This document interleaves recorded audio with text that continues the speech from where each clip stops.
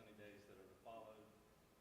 Thank you for the opportunity to do our best for the school system, and please bless us with wisdom and humility as we make decisions tonight. In your name we pray. Amen. Pledge allegiance to the flag of the United States of America and to the republic for which it stands, one nation, under God, indivisible, with liberty and justice for all.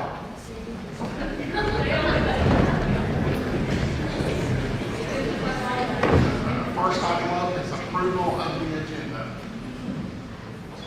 I move the agenda be approved as presented. Second. Motion and a second. All those in favor, raise your hand. That's unanimous. All right, so next we'll do student and staff recognitions.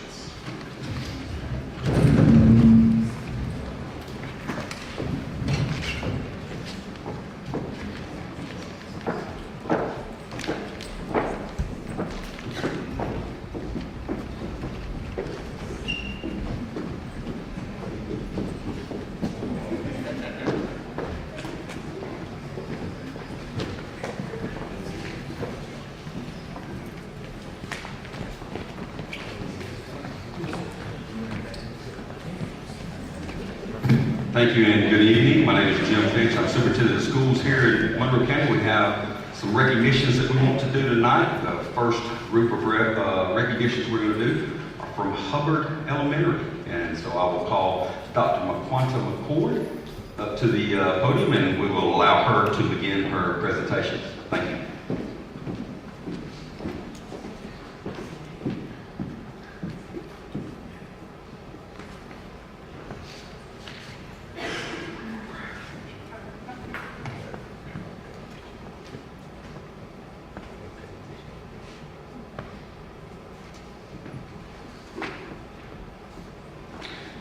Good afternoon, everyone. Good afternoon, everyone. All right, so the first group of people that I am recognizing are the 5th grade Junior Beta Club members. These students organized a food drive to restock our HES pantry, and they did an amazing job. They sorted all the vegetables out. So we are very proud of them and all of the work that they do to make sure that our school is better for everyone. So, at this time, when I call your name, please come up.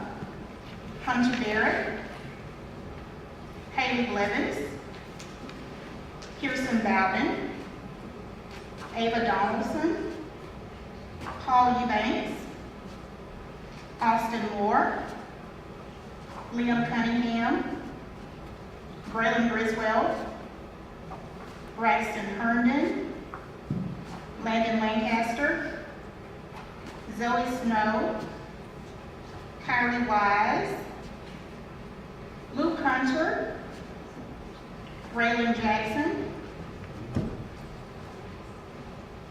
Hazel O'Neill, Charlie Patty,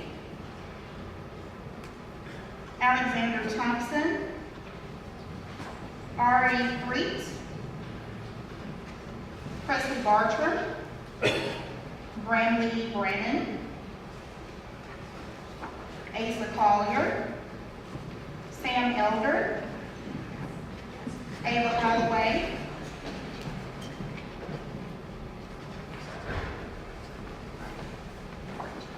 Oliver Comp,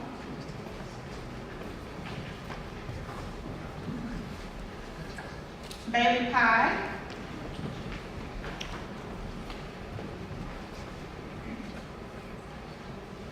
Talib Reese, Asa Rusgrove, Finley Tackle, Lachlan Weiser, Madison Wilson, Austin Wyndham,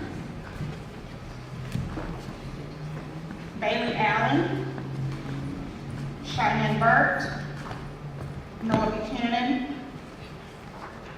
Charlotte Corley, Adam Keenan, Brady Maxwell, Levi Mongler, Hayden Peacock, Wynn Price, and Chloe Stevens.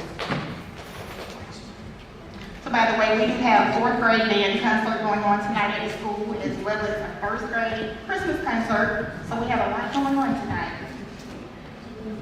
So big applause.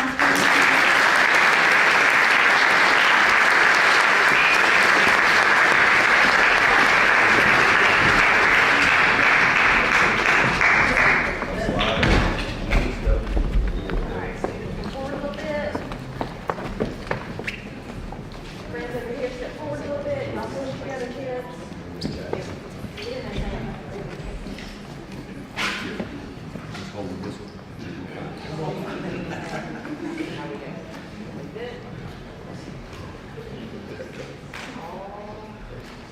All right, y'all listen to Diane first.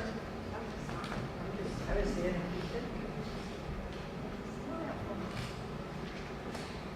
All right, my way. Big smiles, 3, 2, 1. Still on my heart setting, sorry guys. Big smiles, 3, 2, 1. Much better. We're going to do one more just in case. In 3, 2, 1.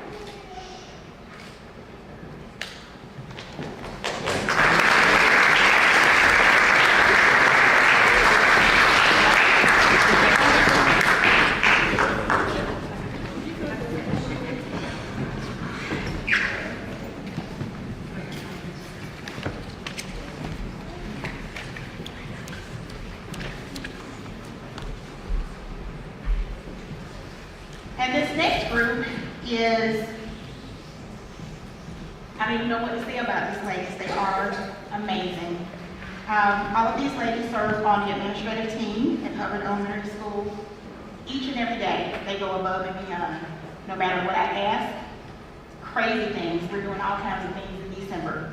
But they are right there to support, right there to jump in and do whatever needs to be done. All of these ladies wear many, many hats. From Ms. Carr, she had an emergency this afternoon. Ms. Allen, I'm not sure if she's made it yet, but she is on the way. Ashley Allen, the counselor. Rhonda DeMichael, the instructional coach. Jamie Carroll, our nurse. And Brandy Pye, our parent and family educator.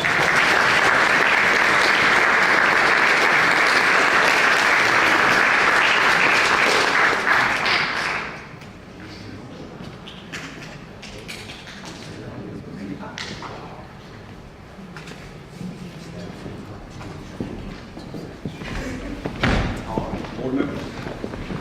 All right, ladies, step to the front, please.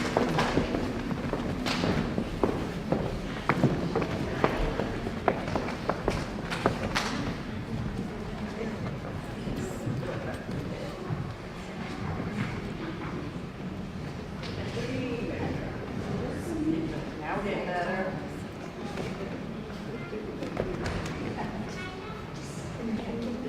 Got it. Find a window. Look at her first. Okay, smile.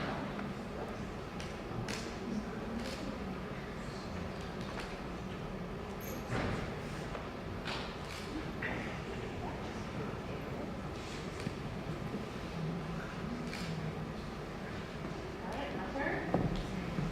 Try to see everybody, big smiles. Go in 3, 2, 1. Ready? Voila, one more time. In 3, 2, 1. Thank y'all.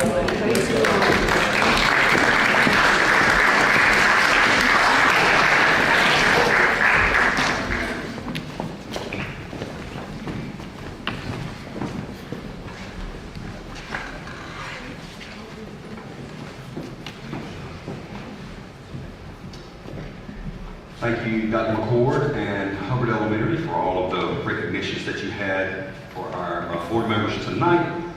Next, we'd like to recognize our FFA program at Mary Parsons High School, where we have some state champions and some national champions and some other items of interest that I'm going to turn over to Miss Mary. Thank you.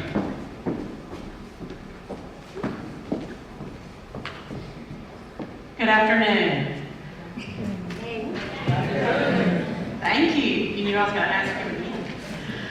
I'm excited to be here today to recognize some very special teachers and students from Mary Persons. As I call your name, please come to the front and stand so I can brag on you. MPHS CTA Agriculture teachers, Mr. Ryan Smith and Miss Ashley Thompson.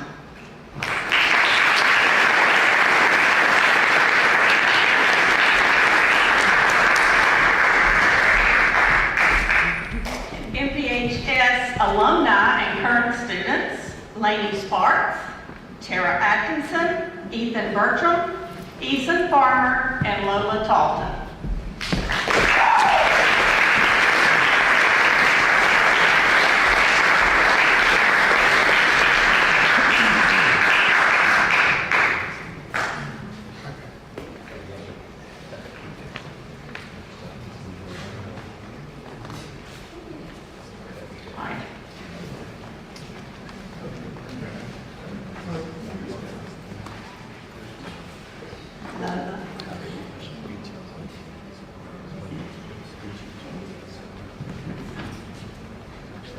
All right, this is going to take a moment, so just bear with me. We've got a lot to brag on. The Mary Persons High School FFA chapter traveled to Indianapolis, Indiana during the week of October 20th through the 26th to compete in 3 national competitions representing the state of Georgia. Preparations for these events started during the spring semester of 2024, which is why some of our alumni are still with us. And these students worked tirelessly until October to prepare for these important competitions. First, we will recognize Miss Lainey Sparks. If you'll step forward.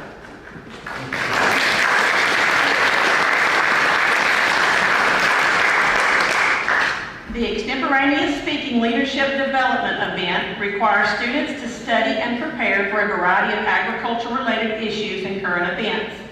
In competition, competitors draw topics and have 30 minutes to prepare a 4 to 6 minute speech to be presented to a panel of judges. Following the speech, they have to answer content-specific questions.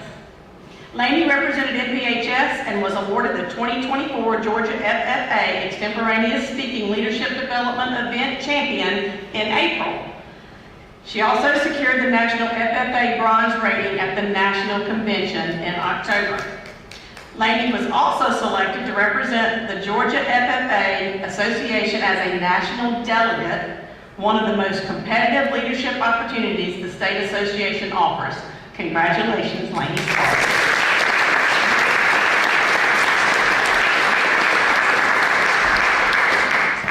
All right, next we're going to recognize our forestry team. Team members are Tara Atkinson, MP Class of 24, step forward. Ethan Bertram, MP Class of 24.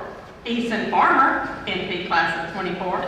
And Lola Talton, MP Class of 2025.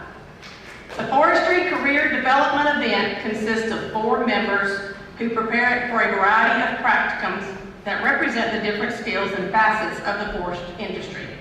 This team was awarded and recognized in April as the 2024 State Champion FFA team.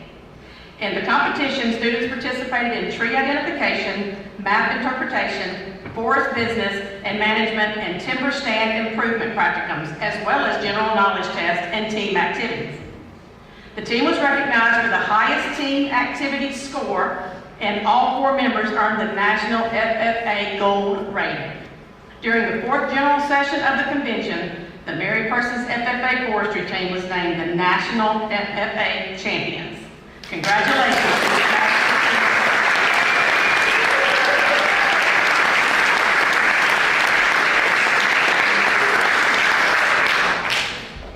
But we're not done. Hold on.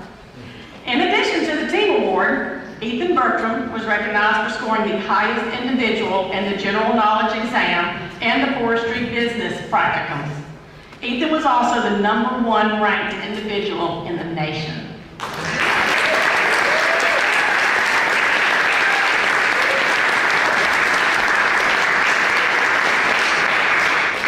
Furthermore, Ethan was named the 2024 Georgia FFA State Champion in his Supervised Agricultural Experience Proficiency, that's the SAE, project in the area of landscape management. Bertram was then selected as a national top 4 finalist with his proficiency and was recognized on the stage during the 5th general session. Ethan worked alongside his cousin, Evan Bertram, owner of a local landscaping company, Serve All Lawn Care, executing and managing various landscaping projects. The Proficiency Award, which included over 1,500 hours of work, also earned Bertram the Central Region Star in Agricultural Placement at the State FFA Convention. Congratulations, Ethan.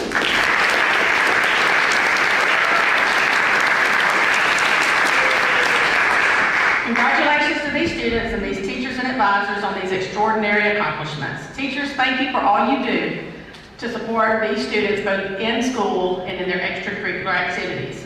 Students, we look forward to seeing where you all land in your future endeavors, especially those related to agriculture. Thanks for your hard work and dedications to Mary Parsons High School and Monroe County. You have represented us well.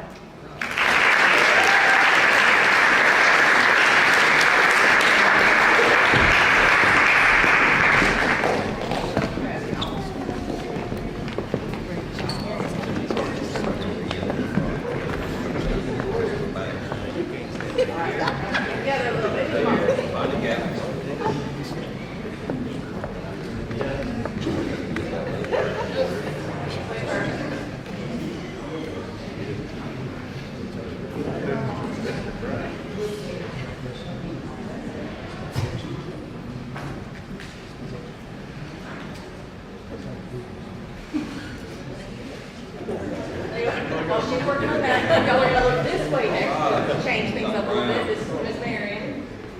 1, 2, 3. Oh, she's not gonna like that one. Thank you.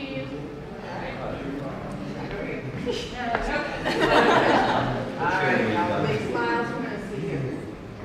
Mr. Pippin, I'm losing you. Tell you what, just go in the back. Can you scoot over one window between these two things? There we go. Alright. Everybody smile. We'll do one more. Big smiles.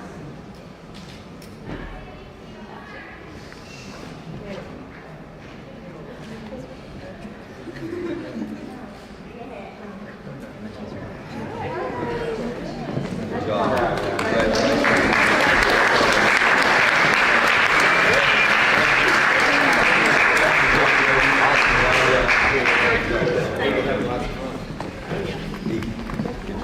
Proud of you, man. Good to see you. We'll take a 5-minute recess and then reconvene in the board room.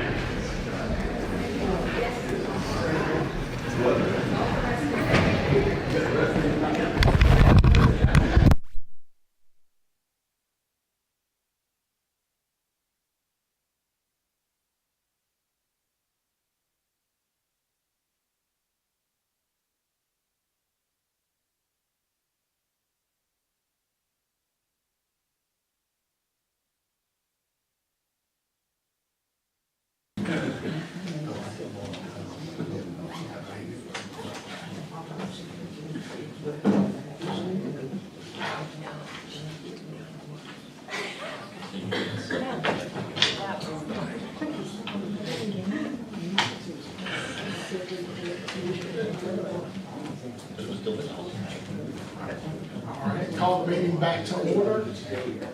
The next item on the agenda is swearing in of the new board members for the next 4-year term. Yes, sir.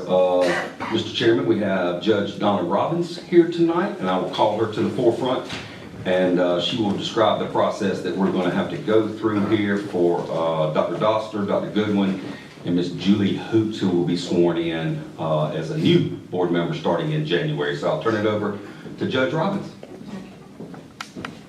I don't know whether there's family members here that want to take part in this tonight.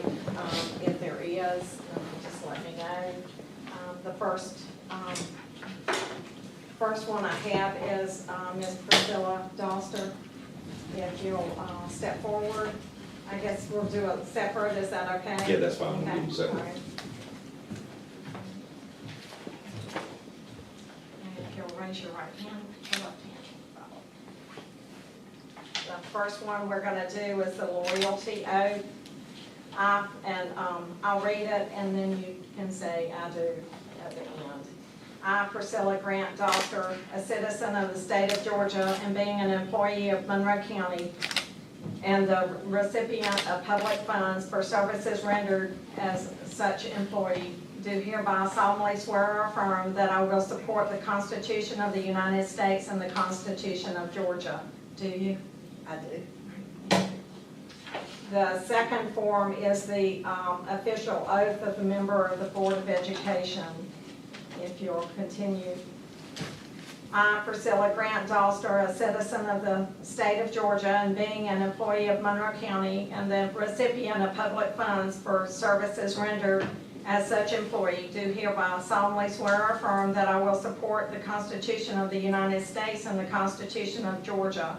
I do further solemnly swear or affirm that I will truly and faithfully discharge all the duties required of me by law as a member of the Board of Education of Monroe County to the best of my ability, and do further swear or affirm that I am not the holder of any unaccounted for public money due this state or any political subdivision or authority thereof, that I am not the holder of any office of trust under the government of the United States, nor of either of the several states, nor of any foreign state, and that I am otherwise qualified to hold said office according to the Constitution and the laws of the state of Georgia, and that I will support the Constitution of the United States and of this state, and that I have met the residency requirements of this office. Do you?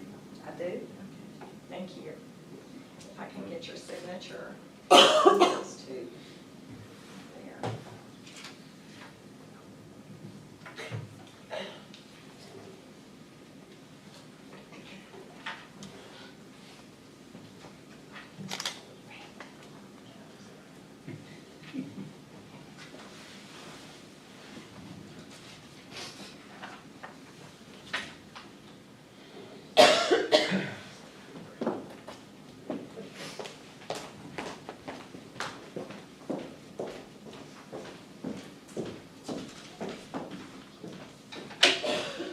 Congratulations. Thank you. Here's your card. Thank you for the check.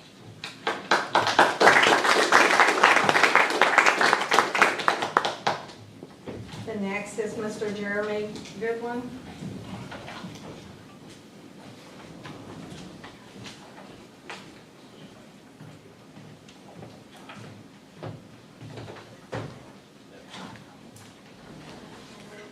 Raise your right.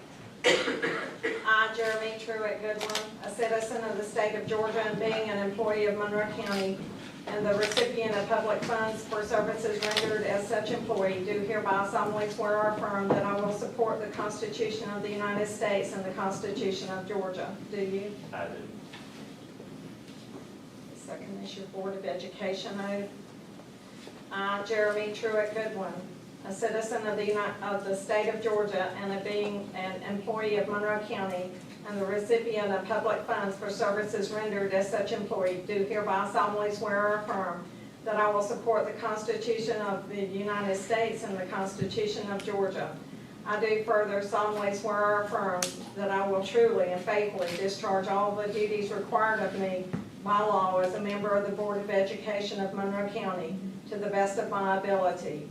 I do further swear or affirm that I am not the holder of any unaccounted for public money due this state or any political subdivision or authority thereof, that I am not the holder of any office of trust under the government of the United States, nor of either of the several states, nor of any foreign state, and that I am otherwise qualified to hold said office according to the Constitution and laws of Georgia, and that I will support the Constitution of the United States and of this state, and that I have met the residency requirements of this office. Do you? I do. Thank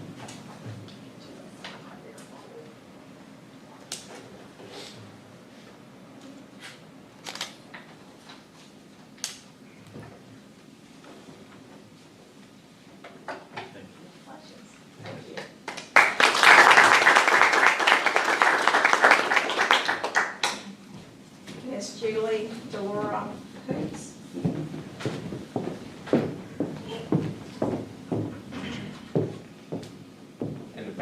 about standing with it.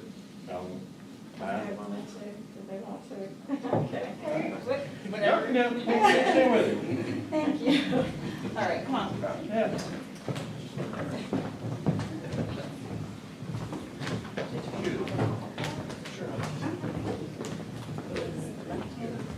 Left hand on the Bible, raise your right. Okay. We're all coming. We're all coming.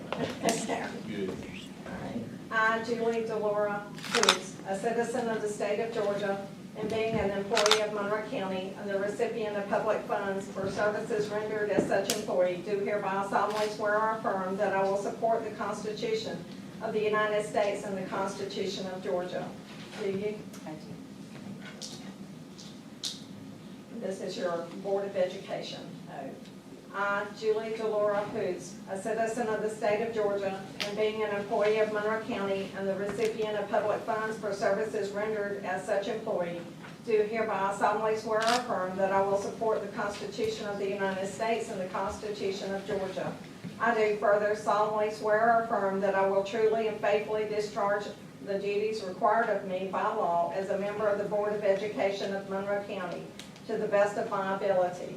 I do further swear or affirm that I am not the holder of any unaccounted for public money due this state or any political subdivision or authority thereof, that I am not the holder of any office of trust under the government of the United States, nor of either of the several states, nor of any foreign state, and that I am otherwise qualified to hold said office according to the Constitution and laws of Georgia, and that I will support the Constitution of the United States and of this state, and that I have met the residency requirement of this office. Do you? I do. Good. Thank you.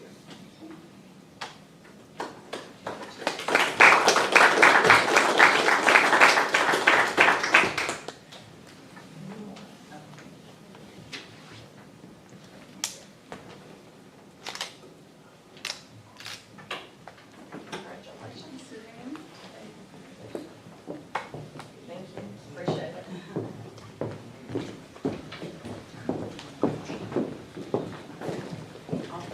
Thank you for having me. Thank you, Jay.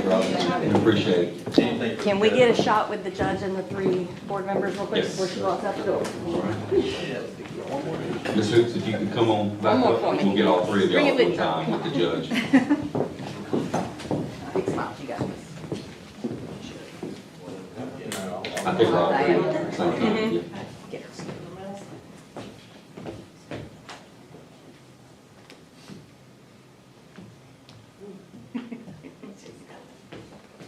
All right, why don't you go first?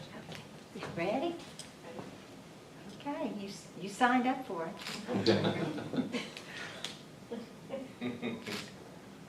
My turn, hang on, you're not quite done yet. Here we go, in 3, 2, 1.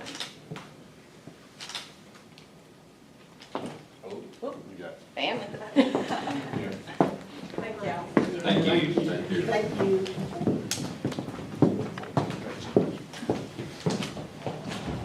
So our next agenda item will be consent items.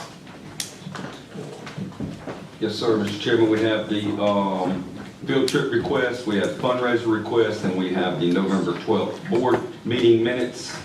The field trip requests, there are only 2 that you see there, one from the middle school and one from the high school. These are the same field trips that you guys approve every year for that. One of them is the Mid-Fest for the middle school band. The other one is the HOSA conference. That's our healthcare science. And then the fundraiser requests, we're kind of towards the end of a semester, so they're not as prolific as you may see at the beginning of a semester. But you can see one again, one from the middle school, one from the high school, one serving robotics, one serving Spirit Cheer, who needs to raise funds for state championship rings. And then finally, the minutes that are displayed here in Assembly as well. I make the motion, we approve the field trips, the fundraisers, and the meeting. Second. All right, motion and a second. All those in favor, raise your hand. And that is unanimous. So glad to have a fundraiser for state races. Yeah. That's right. So, all right, next up will be the superintendent's report. Yes, sir, Mr. Chairman. We have two items we want to report on tonight. One is from Mr. Danny Durham, who will be giving an update on the administrative review that was provided by the State Department recently, and then other information pertinent about the school nutrition program. So we'll call Mr. Durham up to the lectern at this point.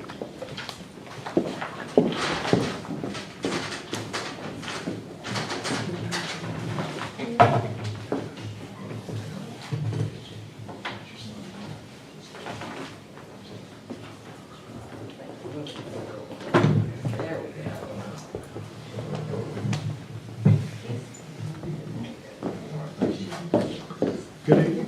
Good evening. I'd like to begin by giving a little update on our health inspection scores that recently took place over the last month. We got 100 at the high school main campus, and then at the freshman campus 100, Hubbard 100, Monroe County Middle School 100, and KB Sutton 99. There was a crack in the floor, which we've since repaired. So going forward, that should be 100, and then the TG Scott had a little training issue with holding temperatures, and so we retrained her on that, and we look forward to those two issues of not being 100 being fixed going forward. I'd like to also give an update with the grant. Last week we met out at the middle school to address so a few changes on it's equipment grant of $60,000. The total serving lines for both sides cost about $93,000, and we're looking to make the difference up various ways through our nutrition program. Some of the changes to the line included LED lights to kind of give a better presentation for the students as they come through the line. The POS position change on the back side of the line will help kind of ease the flow of students as they come through the line and not hold them up or jam up where they punch in their numbers. That means point of sale. And the last change we had was with the water steam tables. We went back, they had suggested a dry well, but we went back kind of old school ways that have proven tried and true of a water steam well. Also, we had November, right around the 21st, we had the state come in and do an administrative review on our program, school nutrition program. That's conducted every 5 years to ensure the USDA compliance and the Georgia DOE compliance as well. They had three things discovered during that review, and one of them was an issue that actually started early back in 23. There was an ongoing issue that was identified, and we've since been working to correct that in our software. It's been an ongoing process where we work with our software company to do that. Verification was also one area that we were cited on, that we work to learn and make improvements on our verification processes going forward.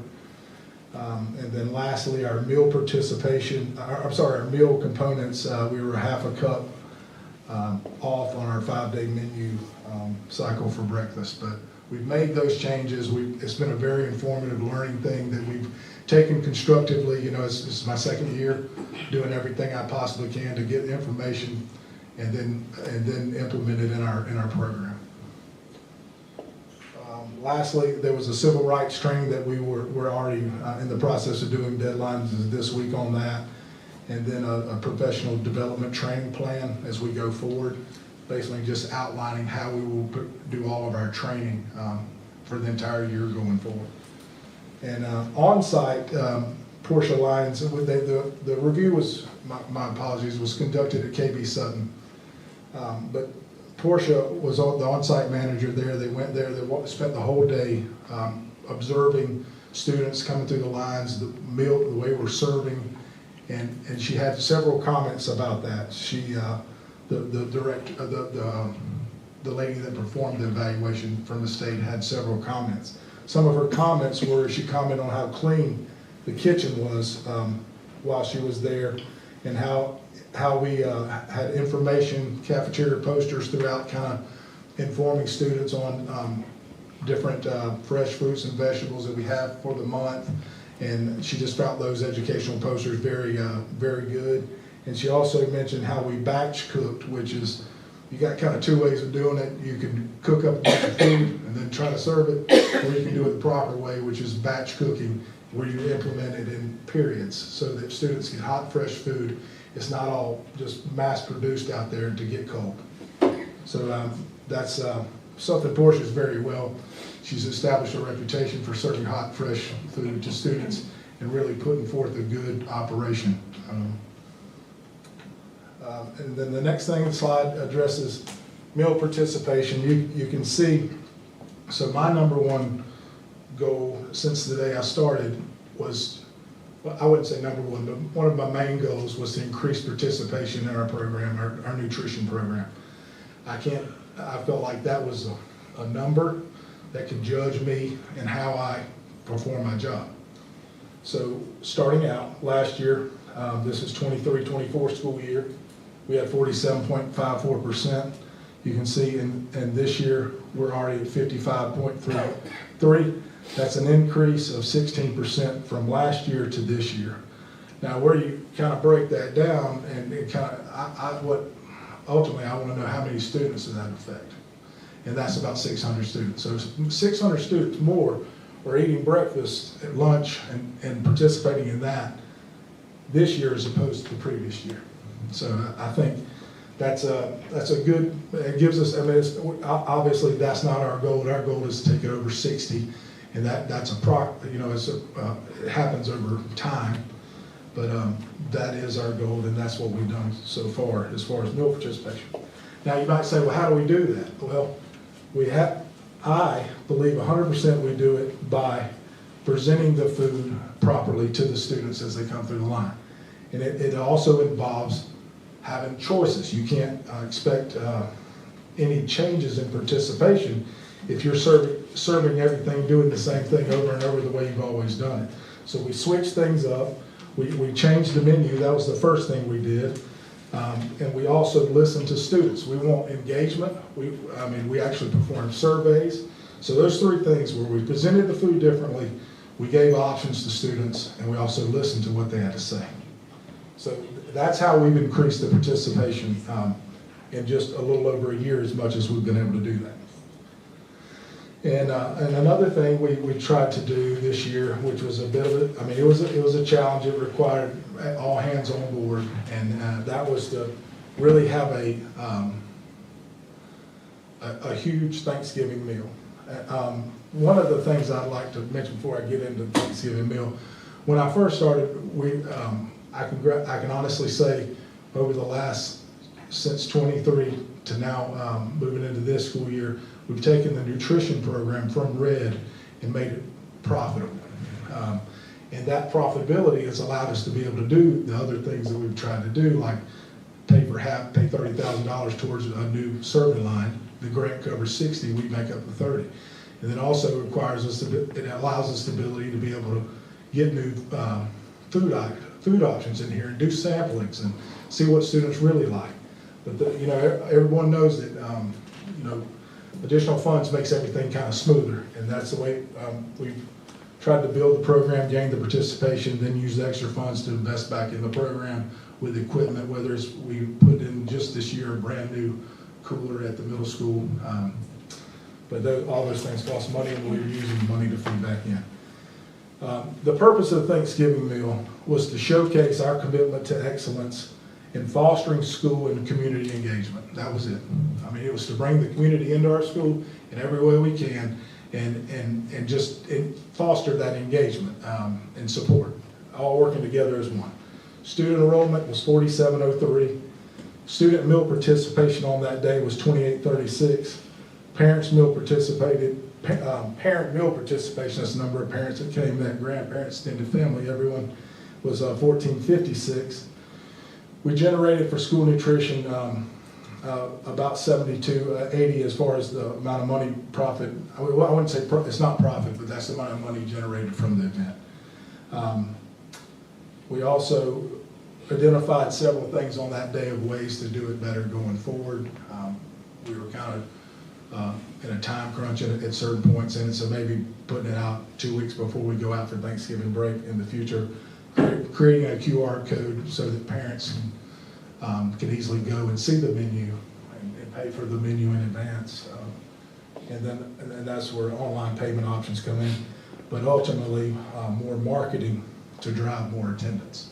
So we want, obviously we want to do one school nutrition as we go forward. We want to take one meal and do it well, and do it super well, like with the reputation of doing it well. That's pretty much my goal there.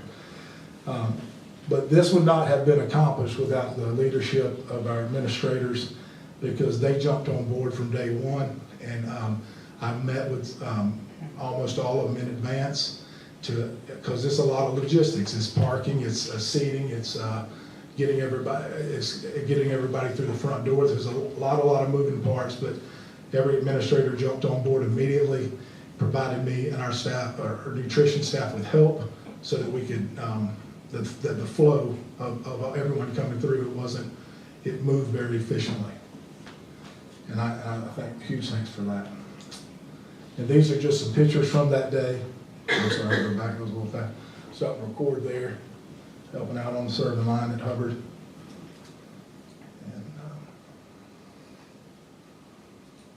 but overall, that's Chapman, KB. But all in all, it was just a huge success for us, and it's something that we're proud to be a part of on that day. And I think it does nothing but bode well back on us and our school district. Any questions about anything? Comment. Yes, ma'am. I've got 4 grandchildren spread across 3 schools, high school, middle school, and 1 elementary school. And the comments I've heard from them have all been positive. They're enjoying school lunches more this year. And a number of times I've eaten at Hubbard this year, and the lunches are visually more pleasing, and the taste has been superb. They've just been very much improved. So thanks for the good work you're doing. Any other comments, questions for Mr. Durham? I got a dumb question. Sure. I didn't know what civil rights training had to do with school nutrition. They make it a requirement as a part of our training every year. At the first part of the year, it's a 1-hour training. And we performed it this year, but then they changed. They wanted us to do a different presentation. So now we've had to go back and put it out, not now during the middle when we would have already done it in the beginning before. Is it an email, is it a It's slideshow presentation? Yes, sir, like a video presentation. Okay. Yeah. Would you mind sending that to us, just so we can see it? Yeah, Just okay, yes, sir, not a see problem. what it is? I have Sure, no idea. absolutely. Please do, thank you. Yes, sir, we'll do it. Thank you. All right, thank you, Mr. Durham. And Thanksgiving meal, I don't know if y'all were able to be a part of that, but it was, Wasn't the deadline signed up? I was told I was too late to Uh-oh. sign up by my grandchild. well, I think some students, we can do a better job of marketing, but some students were purposefully withholding it from their parents because they didn't want to show up. But Hubbard Elementary had the largest participation, and you could tell how well the principals and the administrative team pushed in with putting on aprons and getting in there and helping navigate a lot of the items. I know Hubbard had to have overflow seating into the gym portion of the building, and I think there were some long lines and some waits a little bit when it came to it, but nothing that exceeded their desire to want to come back next year. I guarantee you, if we were to go in there and say we're not doing it next year, we'd probably have more pushback on that notion than we would if we said that we weren't going to do it. So we're looking at ways to improve it, whether it's marketability, paying online, signing up online, making sure folks know about it. But again, a lot of folks knew about it because there were 1,450 some odd parents. And you got to remember now, none came to the high school. That doesn't include anybody in high school. And I think maybe 5 showed up at the middle school. So the rest of that was spread out amongst the 3 elementary schools. So I would say easily 1,400 parents spread across the 3 elementary schools. So that was fantastic. We certainly appreciate what Mr. Durham and School Nutrition have done. The second item of the superintendent's report involves the CCRPI data that was sent out last week.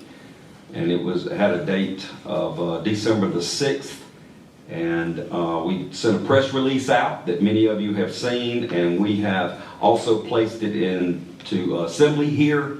And just a couple items I want to note is that out of 13 areas that can show comparison, we went up in 10 of those areas, so a very successful 2023-2024 school year. And any of the items that went down, they were all by less than a percentage point, with the graduation rate going down the most, which was 0.9 points.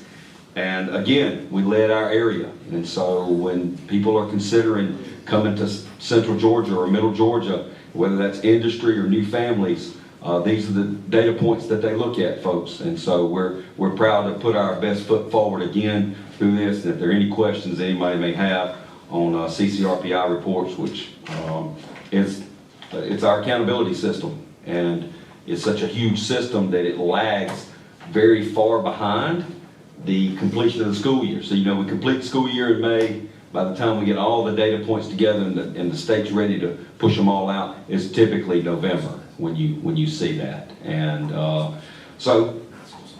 regardless of how late that it comes out, we're still very proud of our teachers and our students and all of the other administrators and support staff that contribute to these types of gains. Any questions from the superintendent's report? All right, I'll turn it back over to you, Mr. Chairman. All right, next up is public participation. We did not have anyone sign up tonight, but I do have a few comments if you'll just take a moment.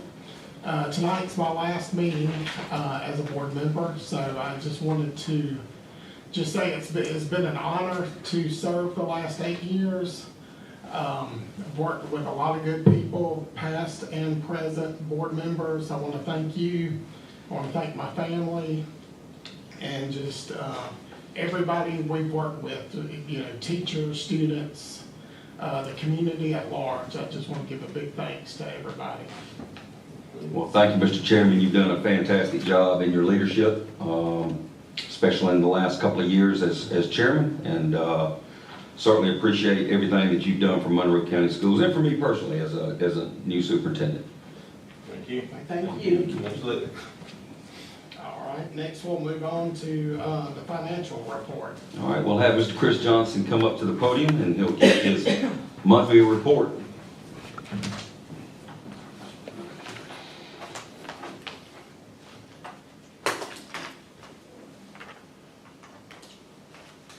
All right, as you can see, this is our general fund. You can see that the local revenue numbers are really coming up. We have received additional funding this week, as a matter of fact. We received checks from the tax commissioner totaling $5.1 million.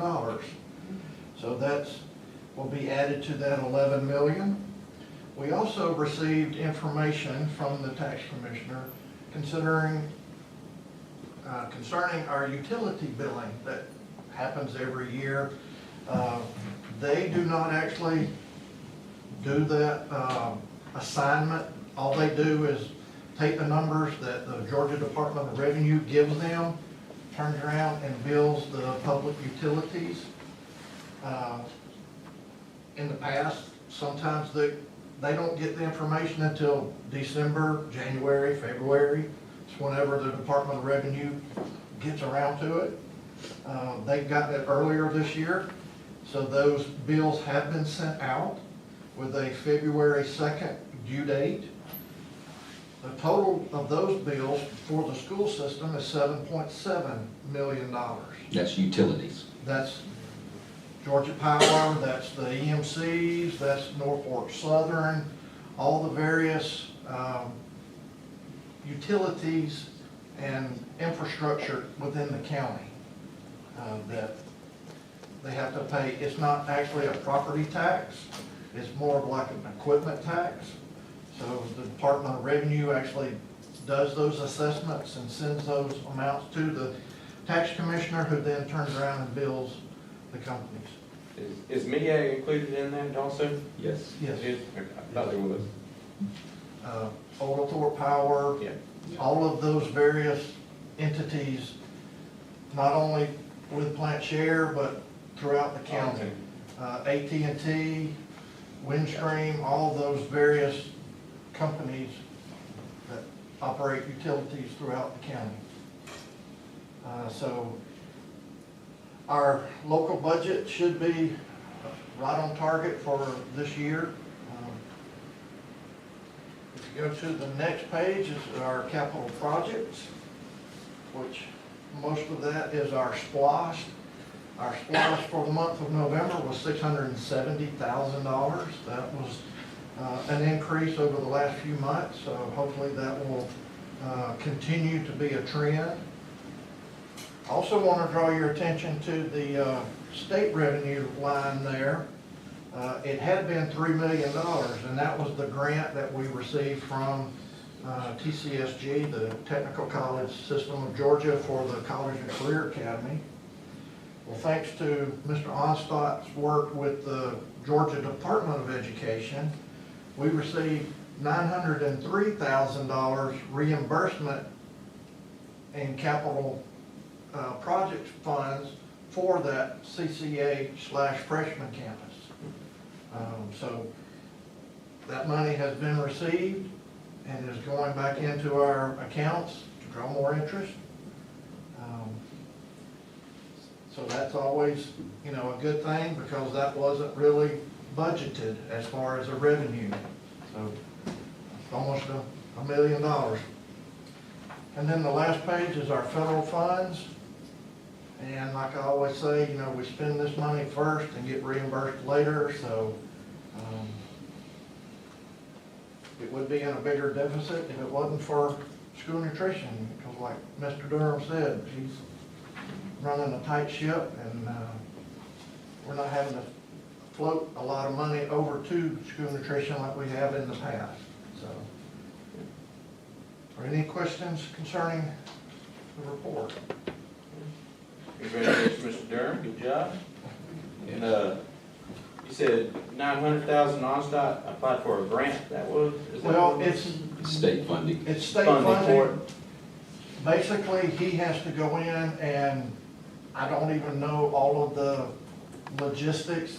We have to submit what we have paid out to parish and to the architect and the various different contractors that we actually pay. And then based on the number of classrooms, that type of thing, I think that was mainly for the freshman campus side of it. Not on the Okay. CCA side. I got you. So they have all these complicated formulas at the state level for new buildings. Funding Funding for new capital outlay. All right, you get applied. All right, well, good. Well, tell them thank you and good job then. I will. Appreciate that. Any other questions? All right. Thank you. Thank you. Thank you. All right, next up will be facilities and grants. We'll have Mr. Flanders come up and give his monthly report. Good evening, board members. College and Career Academy, moving along, we're about 60% complete. The masonry is going to be finished up this week, and the cleanup can start up and down on the exterior of the building. The main switch gear and backup generator in place, so we're going to have power by the end of the year, permanent power to the structure. The entrance from 41 is completely finished now, except for the final layer of asphalt, so it's going to stay sort of dormant until we get that final layer of asphalt down there. But things are moving along pretty quickly, and after they get that last layer of asphalt down in the spring after construction's finished, they'll stripe it up, and we'll be ready to start using that somewhere between June 1st and July 1st. The football field house and stadium improvements, the plans are complete from the architect. We've had the bids come back. We'll do a presentation on that later tonight in our meeting, and the work will begin on that project most likely before the end of this calendar year. So before January comes 25, we'll already have some work started on that. TG Scott Drive improvements, we discussed that last month. The traffic study is complete, the surveys have completed their work, and options are being explored right now. That's the phase we're at on that. The USDA equipment grant, you heard Mr. Durham talk about that. We're about 9 weeks away from getting the arrival of that new server line system that he talked about. And then finally, the cybersecurity grants and holding pattern, we've expended most of the funds for this year, and the remainder of the grants going to be expended out in future years. But that's your report, and I'll take any questions this time. Good. Thank you. Thank you, Mr. Flanders. Yes, next, we have a recommendation related to House Bill 581, and we have a couple of supporting documents that are in here. If you remember, our timeline goes all the way back to August 23rd. We sent an email to board members kind of detailing the components of this House bill and what it was designed to do. And we've tried to educate our internal and external stakeholders while at the same time making sure our board members were fully advised of the ramifications of this process. But the long and short of it is that House Bill 581 is a way to cap the amount of increase that may occur on property reevaluations. And the cap is going to be somewhere around the consumer price index, so it's really going to mimic inflation rather than mimicking the market. And so that was a statewide referendum that ended up on the ballot for November. We kind of, when I say we, I'm talking about administration, pretty much expected it to pass through the vote. It passed statewide 62%. It passed here in Monroe County by 59%. And I've got a summary that's provided here that kind of talks about what the process is and how the referendum was written. And the referendum was written as a way to see if voters would vote for a referendum that put a cap on whenever their house was reevaluated and the associated tax increase that goes along with that. And so I'll just give you one personal example. My house was reevaluated in 2020. It didn't get reevaluated again until 2024, so there was a 4-year gap on that. The market value on my personal house just increased based on the comps that were around it. So it had a sharp market increase. So the reevaluation on it took place 4 years later. So the market value on my house and the tax value on my house, the tax value was kind of lagging between 2020, 2021, 22, 23, until 24 kind of caught back up. And my own personal house had a tax value increase of about 17%. This bill is designed to where I wouldn't have to pay all 17% on that. It would be a cap on how much the amount of tax value that I had to pay in to local municipalities. And, so I would be looking somewhere around the 3 to 4% area instead of the 17% area that I paid. And, the other portion that was written into the referendum was to allow local municipalities to be able to opt out of this if it didn't match what they locally wanted to be able to do. And so part of that was voted in. So when you see the results of the vote, people are voting for a cap, but they're also voting for local boards of education, county commissioners, city councils to also have the local control in which to opt out of it if the local needs were there. I've talked to several state legislators, and a big piece of that legislation, it would not have passed if the opt-out feature was not in there. I've been told that by probably 5, 8, 10 legislators because they really felt like it was important because they didn't want a one-size-fits-all legislation. And the thing about it is that a lot of our state legislators, they really value local control when it comes down to it. And so, another item that is attached in here is what I call a House Bill 581 letter. And this has been sent out. It's in assembly.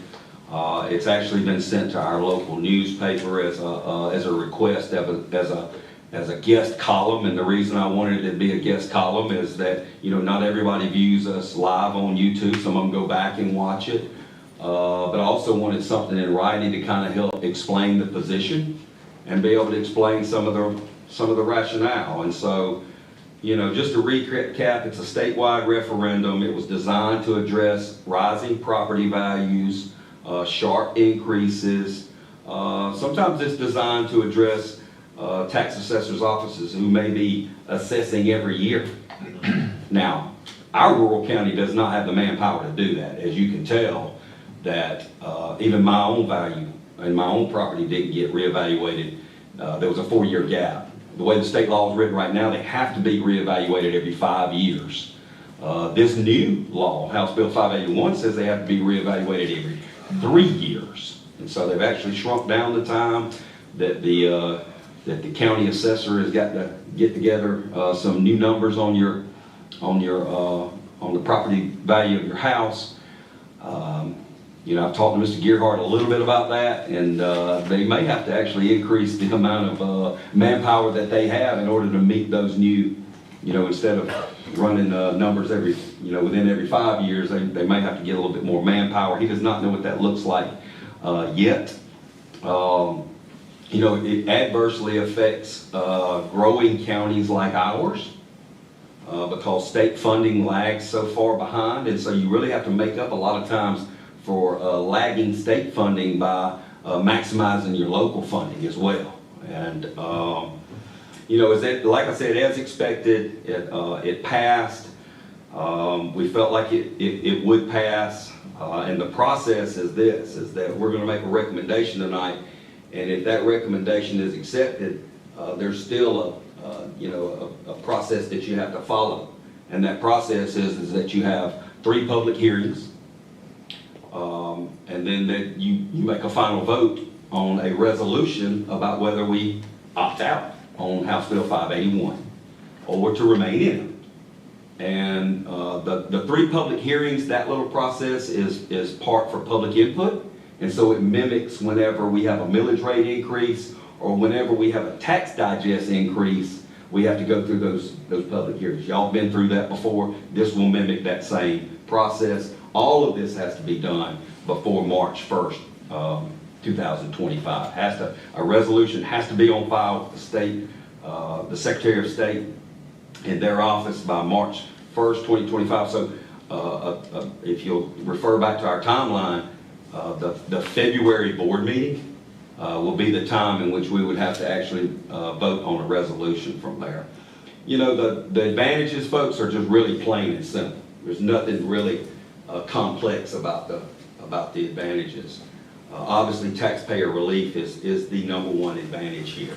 And you know, as municipalities or tax levying bodies like yourself, you always have to consider that. And you should be considering that because it's very important that we do that. And you know, the other advantage is that, you know, whenever you have those sharp market increases, oftentimes most folks are prepared for, well, I know my tax value is about to go up. And so we've gotten used to that. And this is done to kind of help slow, you know, a sharp market increase is designed to help slow the associated tax value that goes along with it. And like I said in the letter, you know, let's all be honest, me included. Everybody in here wants the best market value for their house and the lowest tax rate that they can pay. I hadn't met anybody that doesn't, okay? And I'm a market guy, I'm a capitalist, and I like the market values to be able to drive what our economy is doing, and I like local control.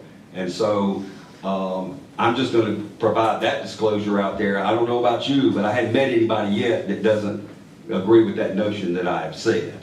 But the disadvantage of the school system compared to a That's right. county. I'm about to get into the disadvantages, so. Is that they don't have to give That's a right. 5 mil share back to the state. That's true. And which is based on the total digest, not this reduced amount. Well, the final advantage to opting into this is to avoid public opposition. Okay, nobody wants to be able to disappoint our constituents and our taxpayers. When we have an opportunity to give taxpayer relief, you always want to try to deliver on that, okay? I think this board has a pretty good history of delivering on that, because prior to my takeover, you know, there were 7 straight years, and I had the unenviable task of being a first-year superintendent, having to raise, you know, the millage rate in order for us to offset the costs that were lost out at Plant Sharer and those public facilities that went along out there. So again, you know, you don't really want to fight the public opposition that could come with this, but you know, if we kind of go over and talk about some of the disadvantages that Dr. Doster has found out, this could have an impact on our education funding. And the most conservative numbers that we have run, and you have to run several numbers because you have to look at, well, what's the increase of the digest relative to what's going to be the increase in the CPI. And Bobby Gerhardt, Lance Rackley, and I have run those numbers, and the most conservative one that we can find is around $1.5 million a year. And so if you carry that over the life of 20 years, 30 years, or whatever, that's a lot of money.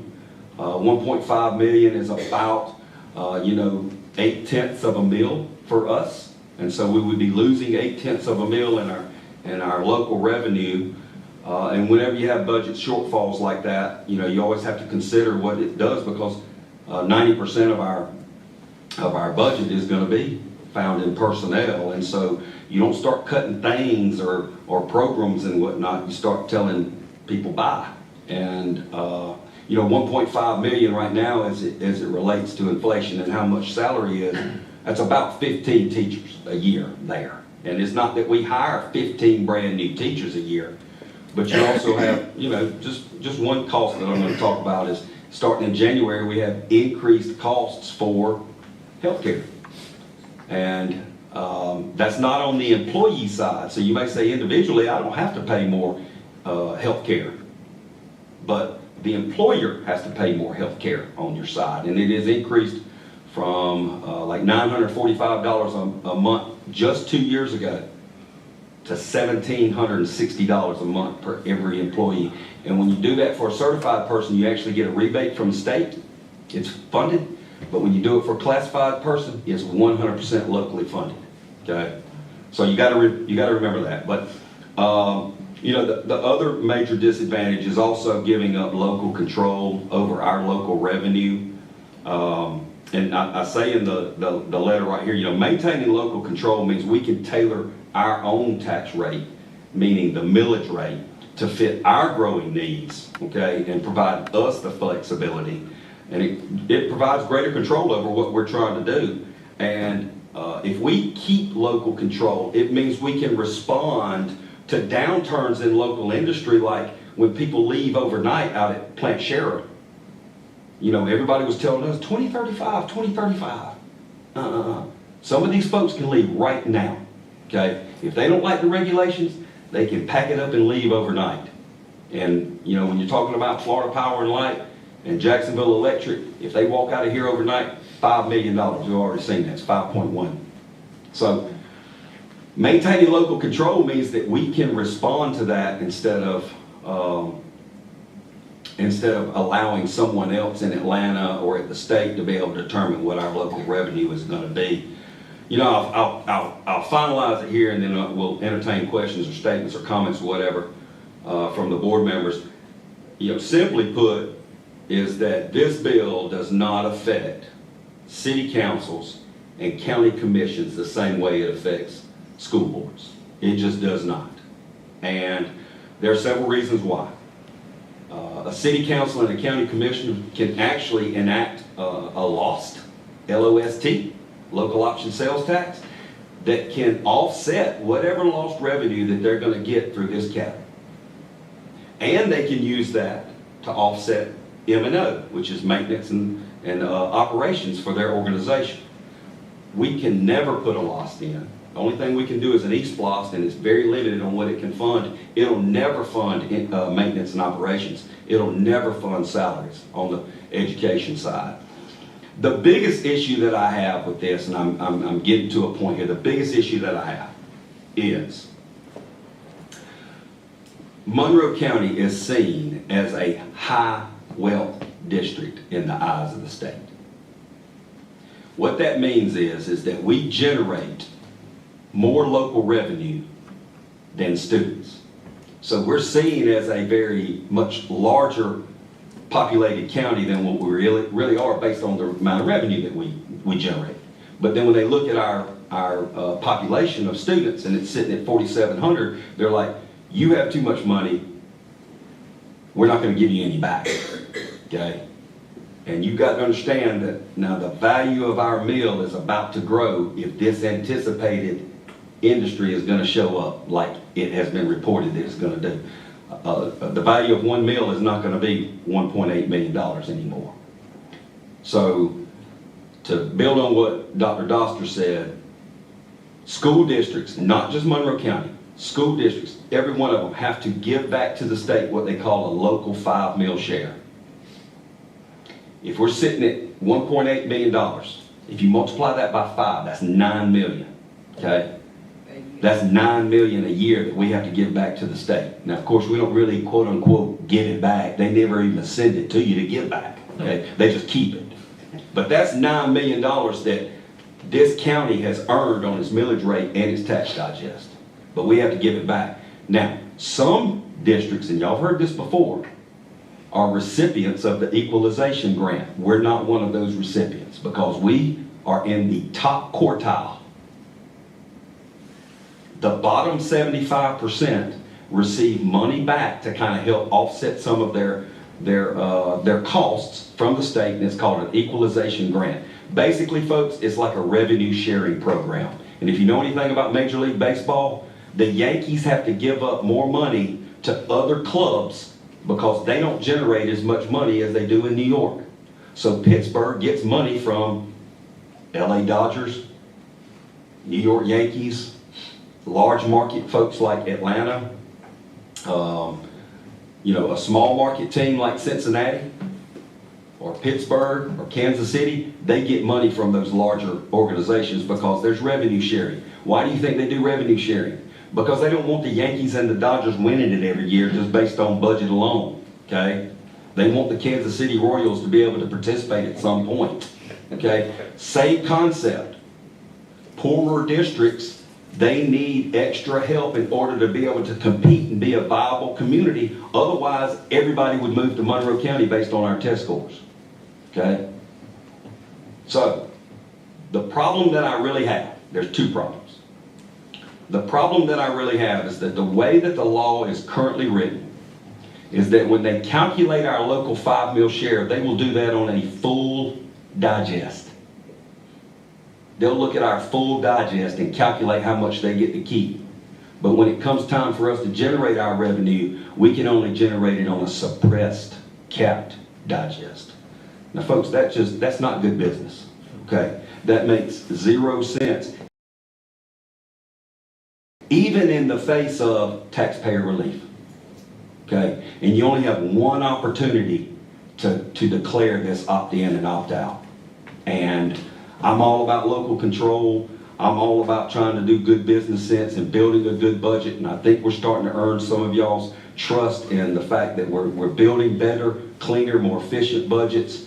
But, if we're going to provide taxpayer relief, we don't need it as a handout from the state of Georgia or somebody in Atlanta.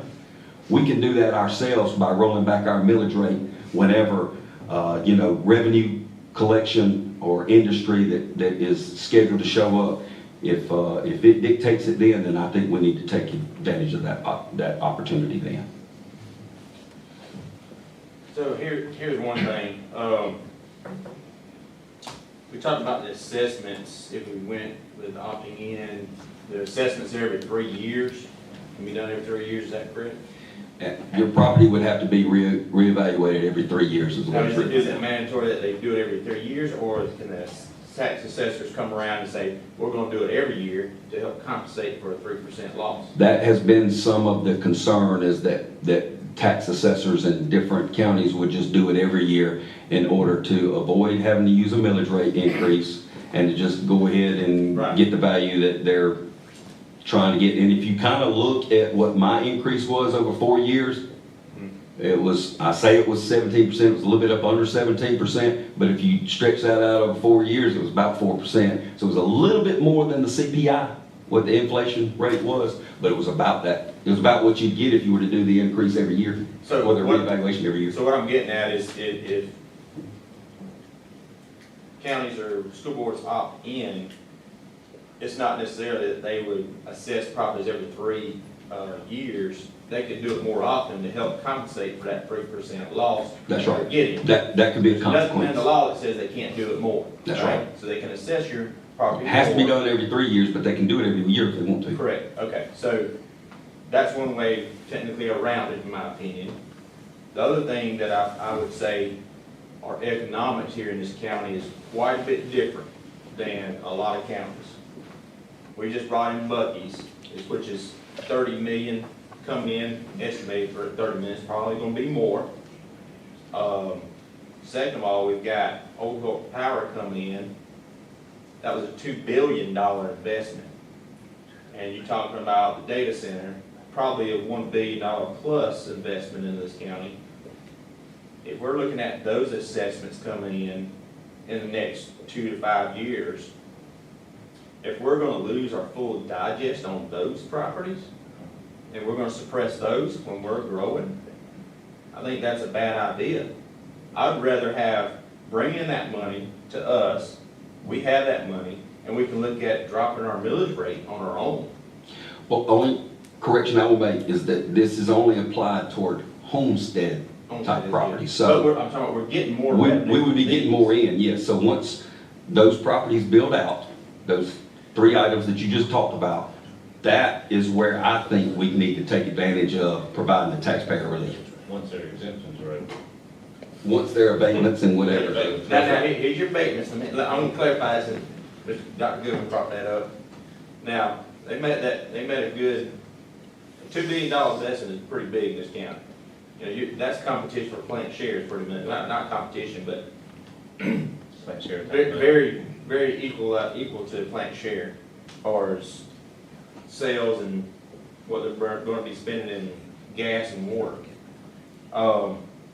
That tax abatement is on a sliding scale. So that first year, we may not get very much nothing, but every year after that, we're gaining $1 million a year or something. But yeah, But that's coming down the road, it's Yeah. not coming right tomorrow. True. Well, I look at long-term, I'd rather be self-sufficient long-term than immediate, And that kind of speaks to this point right here, is that I would hate for us to make a one-time immediate, decision on this when it could have the long-term effects that we don't really want it to have. I mean, Well, I just feel like that, we are elected by our constituents.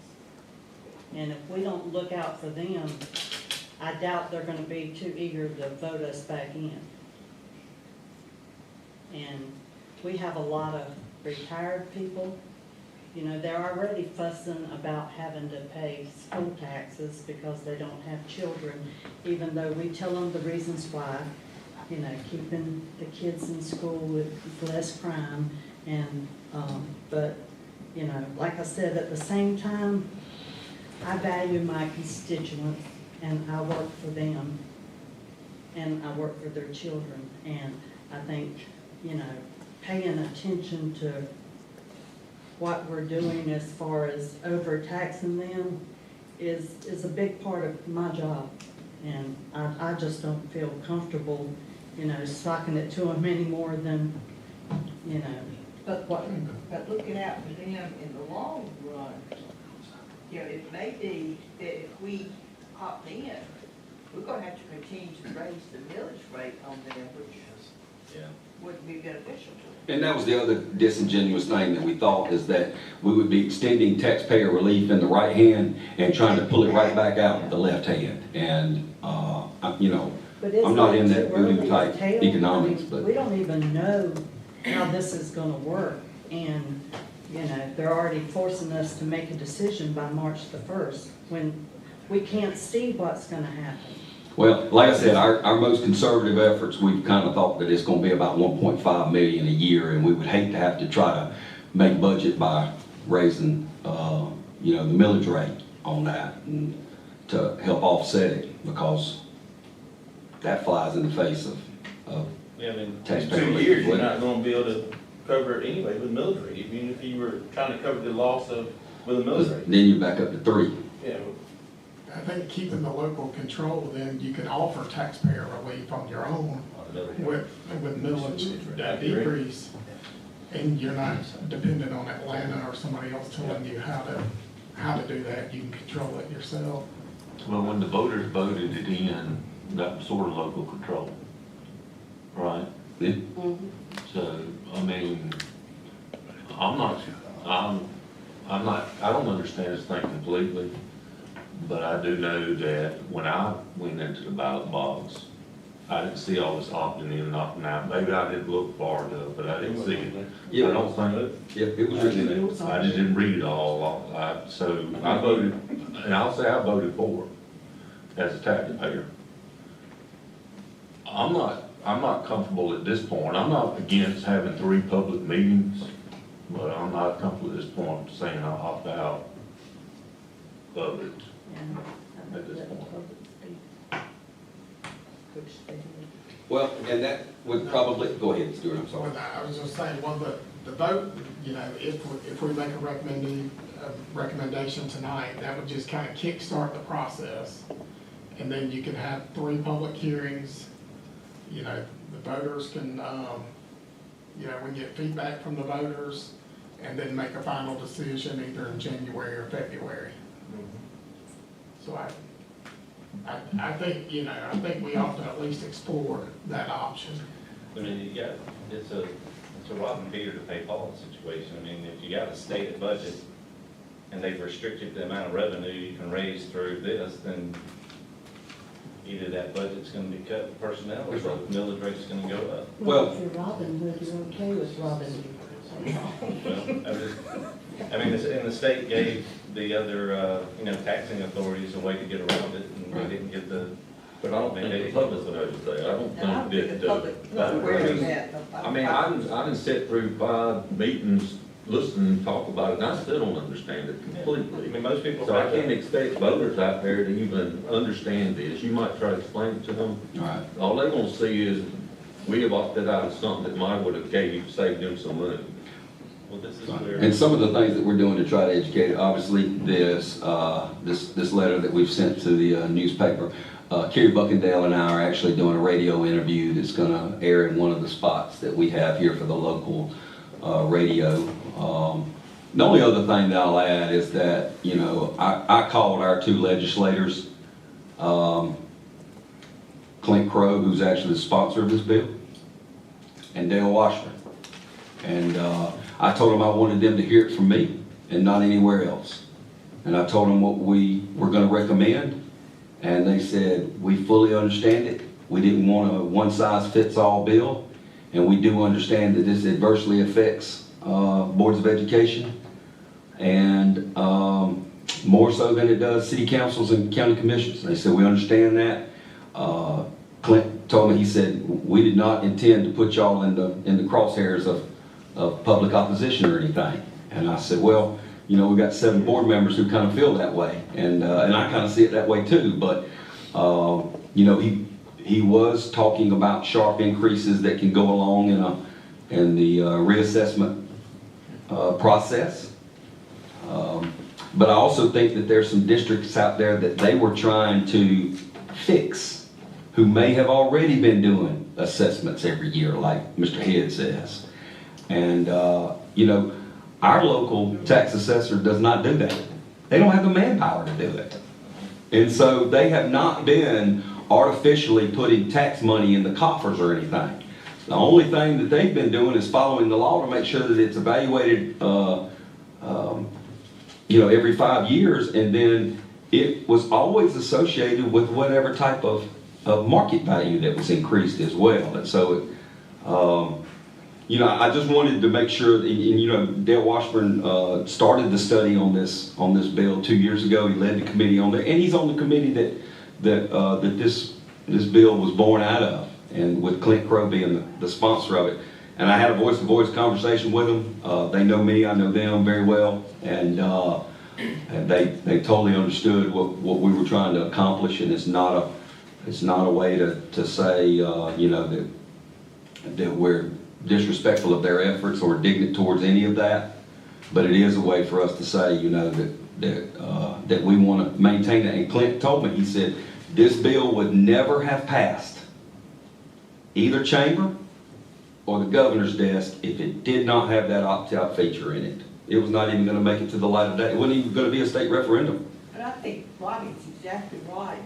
The general public in Monroe County does not understand the 5 mil that had to go back to state, and they don't understand equalization money and why, and the fact Monroe County doesn't get it. That's two things that are, two bits of knowledge that are missing. So we really need to educate the public on those things. The local fire share 5 mil, it's not fair to us with this situation. And the thing is, on the reducing millage rate, there's no guarantees. This school board or the next one that comes behind us is going to reduce millage rate if we choose to opt out and we start getting more and more businesses coming in. It's rare that you see a government body give money back. I would agree with that, but this board has a record of 7 years in a row of As doing I it. say, we roll it back every year before. And we also have, Before you and I got here. we have the I haven't seen reasonable that. expectation of our digest very greatly increasing thanks to these 3 businesses that are coming in. Whether this state referendum was here or not, we would have plenty of opportunity to roll back the millage rate just with those 3 industries that have been announced on Rumble Road in the last 3 We have months. the opportunity to do it. It's not It's not it won't be the opportunity, it's not guaranteed. I agree. Well, one thing is, you know, let's say if we do decide to vote to opt out, I would like to vote on a resolution with the board to every year or every 2 years, look and see, due to this, at reduction of the millage rate. Now, resolution is what it is, it's truly non-binding, but it is something that we can all vote on to make sure that if we're not here any longer than 2, 4, 5 years, or whatever it may be, that they have to look at it and bring it up, We can address it. look at it, bring it up, yes, we can't do any kind of action that will bind them Right, but we can do it, we can vote on a resolution to to observe, to get that investigate. observed and looked To into. investigate. So the last pieces of data that we'll put out here, this is the results of the latest survey, and I've shared these as they've been updated. But right now, 76 districts are leaning towards recommending to opt out. 21 are recommending to opt in, and there's 22 that are still undecided. So as of tonight, what we want to recommend is that we begin this process to opt out of House Bill 581. That way we can go ahead and start scheduling the hearings in January and follow the process there. So there's a recommendation. That, we won't take our vote. You won't take your vote until the February meeting, that's right. So, but to get it started, the procedure, we need to. Yeah, you'd have to go ahead and make a decision on that because our first hearing is going to have to be January the 7th, which is another reason why we needed to get Ms. Hoots, go ahead and have her sworn in and have you guys sworn in because Judge Robbins was really scheduled to come here on January the 14th and just make that quick and then get it in here. But we felt like if we went this route, if we had to go to a January 7th hearing and Ms. Hoots was sitting up here, she would need to be sworn in before she did that. So right now we're looking at January 7th, 14th, which is the regularly scheduled meeting, and the 21st as those 3 public hearings, and then having the February board meeting to make a final decision on this, get the resolution typed up, and then have it on file if we go through with the opt-out process. So, you may have said it earlier, but how is this written up in the paper as far as public participation? We have to do the same advertisements that we have to do for a millage rate increase, so there's So will it explain any of this? It'll be up to us to explain it as we go yeah, we just along explained it in during preparation for the hearing process, but the only thing I've got as a way of kind of explaining it is just, you know, my letter, but it's also got my recommendation in there too. But I put in there in full disclosure what the advantages and disadvantages are. And you sent the letter to the paper. I've sent the letter to the newspaper yesterday. So it's scheduled to be in tomorrow's paper. I make a motion that we begin the process of the opt-out. I second. And you've got a motion and a second. Any discussion? All right, all those in favor, raise your hand. That is- All right, so that's 6 in favor, those opposed. I guess, whatever you want to call it. It's either a for, against, or abstain. Against. Okay. You against. All right, so motion passes 6-1. All right, thank you, Mr. Chairman. And then, the next item is, the guaranteed maximum, price, which is the GMP for stadium renovations and the field house project. And, for tonight, we, have the representatives from, Parish here, Mr. Kirk Ekman, Mr. Jay Graham, and if you guys will approach the, podium and, be able to come forward and let's talk about our. While they're coming forward, that's another thing, follow the same line what Robert said. The public needs to really understand, we're not using property tax money to do things. Oh, yeah, this is the. This is East Block. This is East Block, yes. Yeah, but the Don't public miss out needs, there. the public needs to know that, That's not right. just the 7 of us. That's right.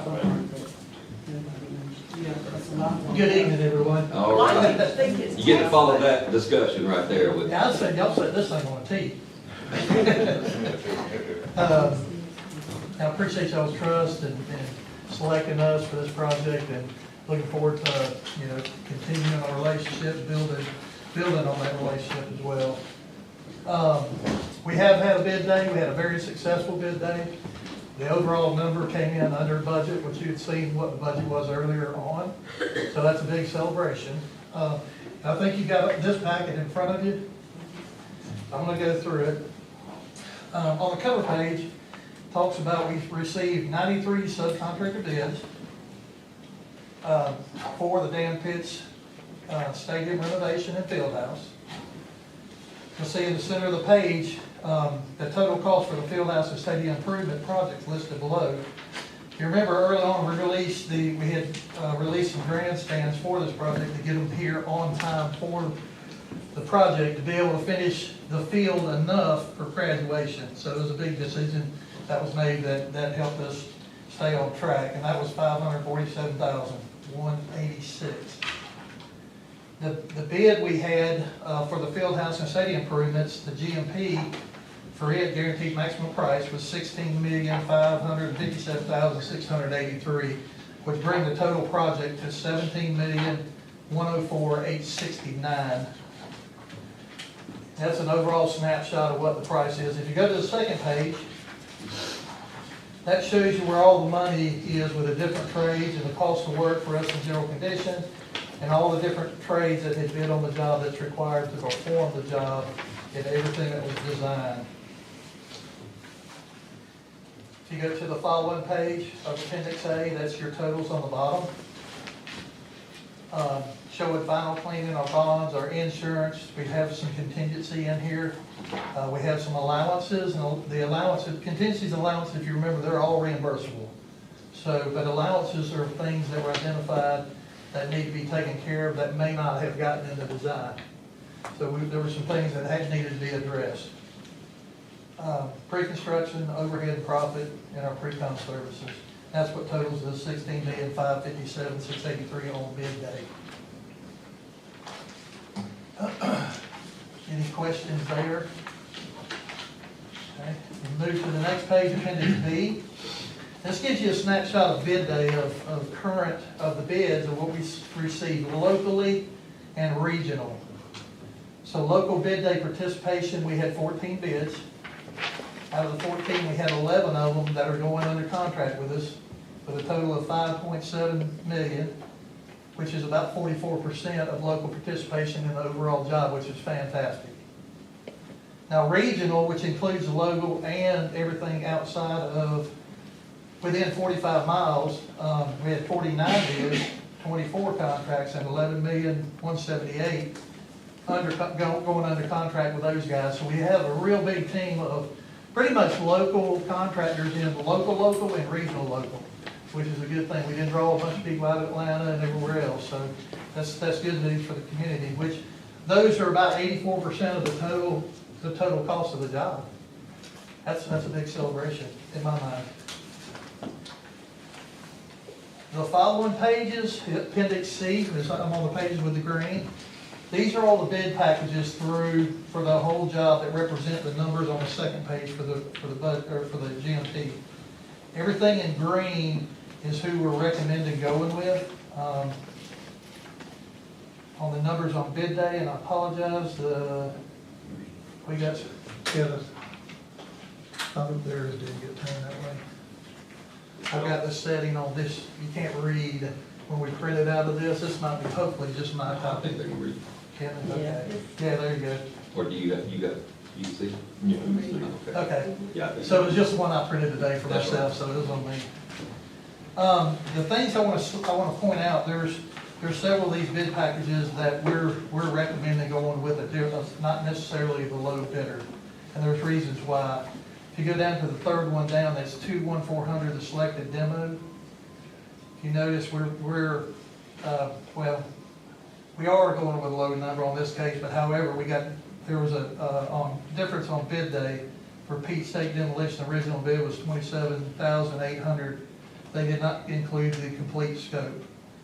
So they added additional money, which made them the highest bidder, so that's why we went with Georgia Environmental. That's through the vetting process. On bid day, when we opened the numbers, the other guy looked like he had everything included, but once we vetted them, in turn, we jumped them because they didn't have everything and they wanted to have money back. Go down to 2190 fencing.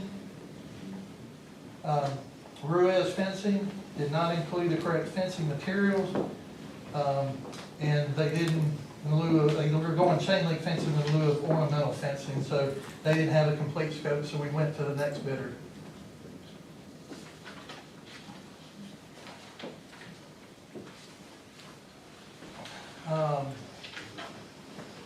Overhead doors.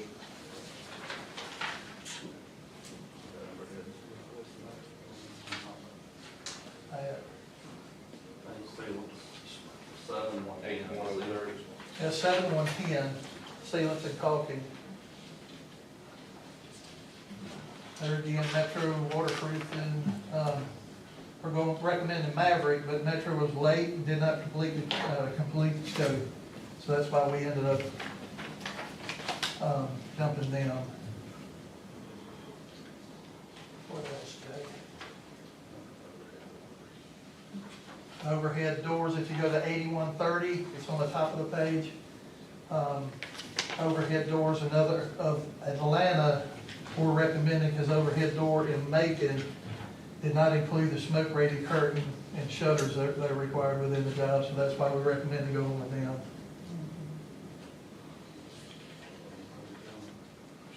So I think that's all of the bidders that were recommended that weren't the low bid on bid day, and the explanations. And if you would like, I'd go down and read all the subcontractors if you would like. But this is the team that we're recommending you guys for approval to do the renovation on the football stadium and build a new field house. Questions for Mr. Heckman? If not, then the administration recommends the approval of the guaranteed maximum price for stadium renovations and field house. I make a motion that we approve the guarantee maximum prices presented for the stadium field house. All right, got a motion and a second. Any discussion? Yeah, even seconded, yeah. All right, hearing none, I'll call the question. All those in favor, raise your hand. And that is unanimous. Thank y'all. Thank you, guys.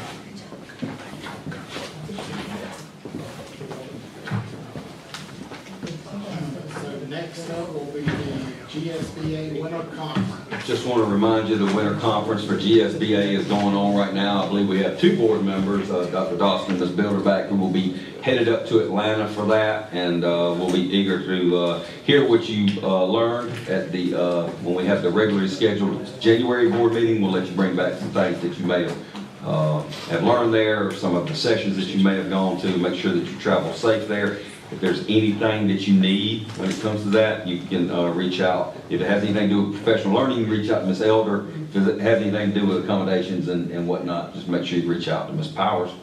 And then other than that, we'll have to turn it back to you because we're going to need executive session. All right, so we are in need of executive session for personnel, land acquisition, And litigation. and litigation. I move we go to executive session to discuss personnel, land acquisition, and litigation. I second. All right, motion and a second. All those in favor, raise your hand, and that is unanimous. And as we transition, if you need to take a quick little break, that'll be fine too. It's gonna be the fastest executive session ever. Right, so we need to get on the road. No. Let me talk about it. I was about to say, if you speak. There you go.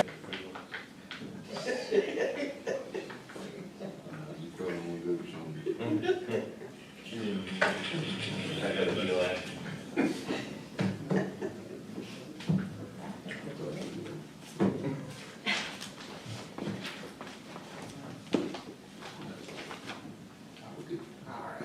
We're back in session now. Next up is personnel actions. Thank you. Administration recommends approval of the personnel actions as presented in executive session. Move to approve. Second. Got a motion and a second. All those in favor, raise your hand. That is unanimous. All right, we got any reminders? All right, Mr. Chairman, we have the holiday events that you can see there that are listed. And then schools will be closed for Christmas break from December 20th through January 2nd. For staff return on Friday, January the 3rd, and they also work on Monday, January the 6th without students. So first day of second semester school is January the 7th. You're gonna have a call board meeting on January the 7th and January 21st, and then in the middle of that, you're gonna have the regularly scheduled January 14th board meeting at 5:30. All right, and that's it, Mr. Chairman. All right, I need a motion to adjourn. We got a motion to adjourn. Second. Got a second. All those in favor, raise your hand. That'll, That is unanimous. that'll. All right, thank you. No, we're working together. I think I was more ready. I think she called it Fell quick. asleep over there, didn't I?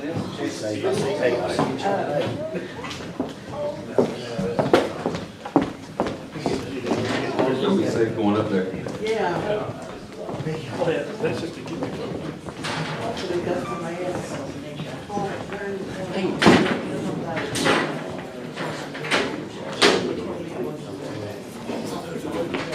Yes, anymore. I'm getting at.